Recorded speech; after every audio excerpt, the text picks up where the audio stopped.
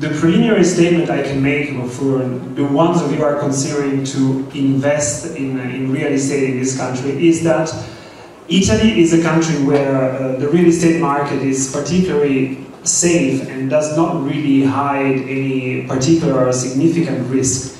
But obviously you will have to take in consideration some differences compared to the countries where you are originally from. These differences are of different nature. The main one, the first one, which is clearly obvious to all of you, is the language barrier. The language barrier is obviously one obstacle that you will have to take attentively in consideration whenever you are considering to purchase in this country. Together with the language barrier, obviously, you will have to take in consideration another aspect, which is the difference in terms of juridic system. Italy is a country with a very old legal background, which is based originally on Roman law and nowadays on obviously on civil law, and there are substantial differences among this system and the traditional English one, which is largely based on common law. And this is another aspect which is obviously important and needs to be taken in consideration. The third aspect, which in my personal view is essential, is the topic of conflict of interest.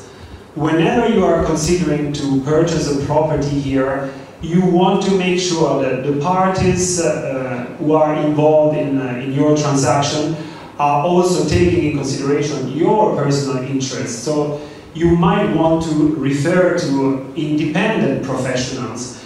This is surely not the case of the real estate agent. Why is that? I mean, most of you, whenever you are considering to purchase and invest in real estate, I mean, normally refer to a real estate agent, but it's obvious to all of you that a real estate agent will not get his commissions unless he's capable to finalize the sale.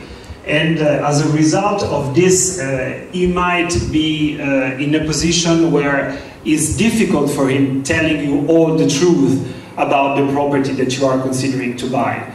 This is the reason why relying on the advice of a third party who is not in conflict of interest will obviously make your investment safer. There is another aspect that you have to take in consideration, that documents having a legally binding effect in Italy are drafted in Italian, okay?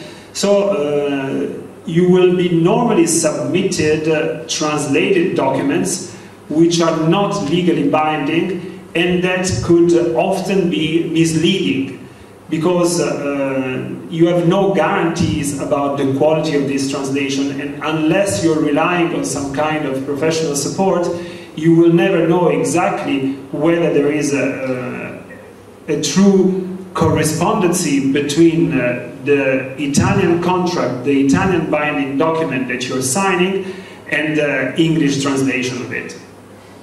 So all these aspects should be taken under due consideration whenever you are signing a document that could have very long-lasting legal effects.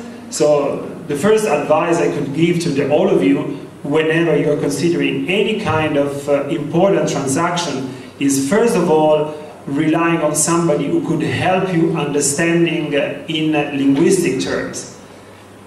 And after that, also having some kind of support so that you would understand the extent of the legal obligation that you would be taking by signing such document. A lot of you would believe that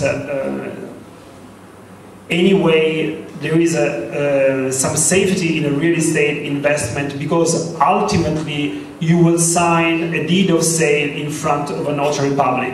And it is correct, a notary public is a public official, and he will obviously have a significant role in the transaction, But once you will understand precisely the way a real estate transaction is organized in this country, and I'm sure some of you already experienced that, you will understand that the signature of the deed of sale is only the last step of a legal process, and only apparently the most significant one. We will see in a few minutes that a real estate transaction is normally structured in 3 main steps. And as I previously mentioned, the signature of the deed of sale would be only the third of such legal steps. According to the Italian law, any notarial deed where a party who is not fluent in the Italian language participate needs to be translated into English.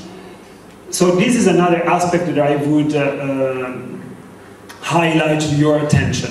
Whenever you are sitting in front of the notary public, first of all, take in consideration that the notary public is not your legal advisor, is not there to protect your individual interest as a buyer.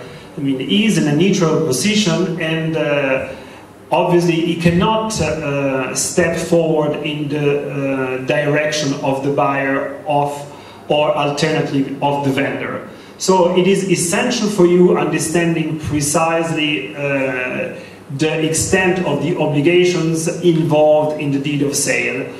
The Italian law provides that in such situation all legal documents will have to be translated in English, and you will be in the position to rely on the support of an interpreter.